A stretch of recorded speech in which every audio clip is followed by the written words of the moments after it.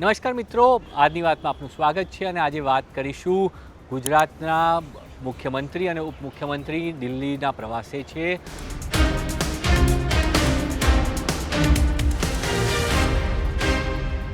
વધુ એકવાર બંને નેતાઓ લાંબા સમય બાદ દિલ્હીના પ્રવાસે જઈ રહ્યા છે અને તેના મુખ્ય કારણ શું છે તેના ઉપર વાત કરવી છે। સામાન્ય રીતે કોઈપણ રાજ્યના મુખ્યમંત્રી અને ઉપમુખ્યમંત્રીનો દિલ્હી પ્રવાસ હોય એટલે રાજ્યની રાજકીય ગતિવિધિઓને લઈને અટકળોનું બજાર ગરમ થઈ જતું હોય છે, પણ આ જે મુલાકાત છે ગુજરાતના મુખ્યમંત્રી ભૂપેન્દ્ર પટેલ અને ઉપમુખ્યમંત્રી હર્ષ સંઘવીની દિલ્હી મુલાકાત, તેમાં ગુજરાતે બહુ ચિંતા કરવાની સ્થિતિ હાલની સ્થિતિમાં નથી લાગી રહી, કારણ કે આ જે મુલાકાત છે તેનો મુખ્ય ઉદ્દેશ છે પ્રધાનમંત્રી નરેન્દ્ર મોદીના 12 વર્ષનો કાર્યકાળ। 12 વર્ષમાં નરેન્દ્ર મોદી સરકારે જે પ્રમાણે દેશનું કામ કર્યું છે અને કેવી રીતે આગળ વધ્યો છે દેશ, તે વિશેની વાત થવાની છે। તમામ ભાજપ શાસિતના રાજ્યોના તમામ મુખ્યમંત્રીઓ અને ઉપમુખ્યમંત્રીઓની એક બેઠક બોલાવવામાં આવી છે, જે આવતીકાલે એટલે કે આવતીકાલે બેઠક મળવા જઈ રહી છે। બપોરે 3 વાગે તેમાં પ્રધાનમંત્રી પણ સંબોધન કરવાના છે અને ભાજપ શાસિત રાજ્યોના મુખ્યમંત્રીઓ અને ઉપમુખ્યમંત્રીઓ પોતાના રાજ્યોમાં થયેલી કામગીરી સાથે કેન્દ્ર સરકારે જે પ્રકારની કામગીરી કરી છે તેના વિશેની વાત થવાની છે। પ્રધાનમંત્રી નરેન્દ્ર મોદીએ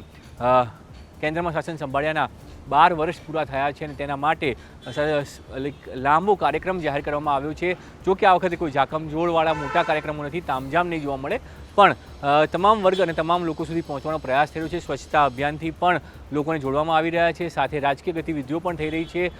ભાજપ શાસિત રાજ્યોના તમામ જે મુખ્યમંત્રીઓ છે તેમને બોલાવવામાં આવ્યા છે અને તેમની સાથે ખુદ પ્રધાનમંત્રી, કેન્દ્રીય ગૃહમંત્રી, રક્ષામંત્રી, નાણામંત્રી, આ તમામ જે મોટા નેતાઓ છે મંત્રીમંડળના, તેઓ તેમની સાથે રહેશે અને ત્યાં વાત થશે ભારતના વિકાસની। વિકસિત ભારત 2047નો જે રોડમેપ છે તેની અંદર કેવી રીતે આગળ વધવું તેની જે છે વાત કરવામાં આવી છે। તે મુખ્ય મુદ્દો છે તે આની અંદર જે છે તે રહેશે અને તે રીતે કેવી રીતે જે છે લોકોને સરકાર સાથે જોડવા, સરકારની વાત લોકો સુધી પહોંચાડવી, આ તમામ મુદ્દાઓ ઉપર ચર્ચા જે છે તે કરવામાં આવનાર છે। કેન્દ્ર સરકાર જે કામ કરી રહી છે, કામ કેવું થઈ રહ્યું છે તેનો ફીડબેક લેવાની સાથે સાથે આગામી દિવસોમાં વધુ શું સારું થઈ શકે, આ તમામ મુદ્દાઓ ઉપર જે છે વાત કરવામાં આવશે। સાથે તેને મિની રિપોર્ટ કાર્ડ એટલા માટે પણ કહી શકાય કારણ કે રાજ્ય સરકારોના પણ કામની સમીક્ષા જે છે તે થવાની છે।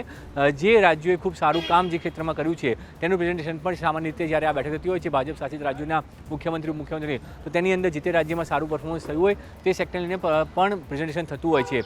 ગુજરાતનું જ્યાં સુધી વાત આવે છે ત્યારે ગુજરાત હંમેશા ઇન્ફ્રાસ્ટ્રક્ચર અને સ્પોર્ટ્સને લઈને જે પ્રકારની તૈયારીઓ થઈ રહી છે, કોમનવેલ્થ ગેમ્સને લઈને તૈયારીઓ થઈ રહી છે, ત્યારે ગુજરાત સરકારે શું સારું કામ કર્યું છે તેની પણ ચર્ચા ત્યાં થવાની હોય છે। પણ આ બેઠકનું સીધી અસર, કોઈ રાજકીય અસર ગુજરાતના રાજકારણ ઉપર અત્યાર સુધીમાં નહીં થાય, કારણ કે આ જે બેઠક છે તે બેઠક પ્રધાનમંત્રીના 12 વર્ષના કાર્યકાળની સાથે ગુજરાત સરકારના કામોની અને બાકી ભાજપના જે શાસિત રાજ્યો છે તે રાજ્યોના કામકાજની સમીક્ષાની થવાની છે।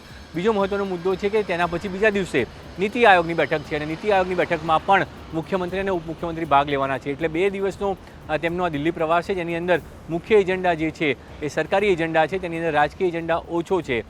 સરકારી એજન્ડાઓના કારણે તે બંને નેતાઓ દિલ્હીના પ્રવાસે છે। નાયબ મુખ્યમંત્રી પહોંચી ચૂક્યા છે અને તેમનો 3 દિવસનો પ્રવાસ છે કારણ કે તેમની બીજી મિટિંગો પણ શેડ્યુલ છે, પણ મુખ્યમંત્રી જે છે આવતીકાલે ત્યાં પહોંચવાના છે અને તેમનો 2 દિવસનો આ કાર્યક્રમ મુખ્ય જે કરવામાં આવી રહ્યો છે તેનો મુખ્ય એજન્ડા એક તો પ્રધાનમંત્રી સાથેની બેઠક અને બીજી તરફ નીતિ આયોગની બેઠક। નીતિ આયોગની બેઠકમાં જે નીતિ વિષયક નિર્ણયો અને જે રાજ્યોની અંદર કામગીરી થઈ હોય તેનો એક રિપોર્ટ રજૂ થતો હોય છે।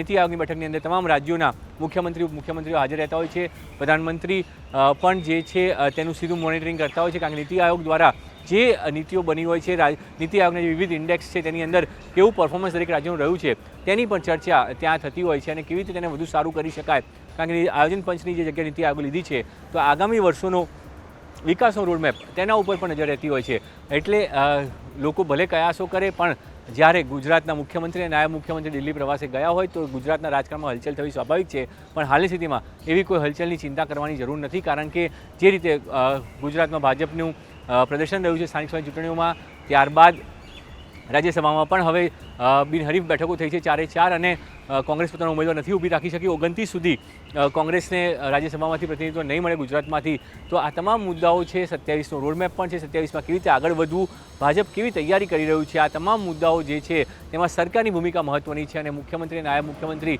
સરકારના કામકાજને લઈને ત્યાં રિપોર્ટ આપવાના છે, ત્યાં વાત કરવાના છે કે કયા સારા મુદ્દાઓ રહ્યા, કયા પાસાઓ ઉપર ગુજરાતે સારું કામ કર્યું છે, એ તમામ પાસાઓની ચર્ચા દિલ્હીમાં પહેલાં તો પ્રધાનમંત્રી સાથેની બેઠકમાં થશે અને ત્યારબાદ નીતિ આયોગની બેઠક બેઠકમાં પણ થશે. એટલે ગુજરાતના વિઝનને લઈને, વિકસિત ભારતના વિઝનને લઈને વિકસિત ભારત માટે વિકસિત ગુજરાત પણ જરૂરી છે અને 2047નો જે રોડમેપ છે તેમાં વધુ સારું શું થઈ શકે એ તમામ પાસાઓ ઉપર ચર્ચા કરવામાં આવે છે. નાણાકીય પાસાઓ હોય કે પછી બીજા અન્ય પાસાઓ હોય, તમામ પાસાઓની સાથે જે સામાજિક સૂચકાંક છે, વિકાસનો સૂચકાંક છે તે કેટલો આગળ વધે છે તેના ઉપર પણ ચર્ચા થવાની છે. એટલે રોજગાર એક મહત્વનું ફેક્ટર રહેશે. રોજગાર ઉપર કેટલું કામ થયું છે. ગુજરાત હંમેશા દાવો કરતું રહ્યું છે કે રોજગારી આપવામાં ગુજરાત હંમેશા નંબર 1 રહ્યું છે. સૌથી ઓછો બેરોજગારી દર ગુજરાતનો રહ્યો છે. એટલે આ તમામ પાસાઓ ઉપર તેની અંદર ચર્ચા થવાની છે. એટલે કોઈ રાજકીય મોટી બાબતો આ પ્રવાસ સાથે જોડાઈ નથી. રાજકીય ચર્ચાઓ નહીં થાય. હા, પ્રધાનમંત્રી અને કેન્દ્રીય ગૃહમંત્રી સાથે બંને નેતાઓની મુલાકાત ચોક્કસ થશે. ગુજરાતલક્ષી સૂચનો પણ આપવામાં આવતા હોય છે, પણ રાજકીય અસરો તેની હાલની સ્થિતિમાં કોઈ લાંબી દેવાની નથી.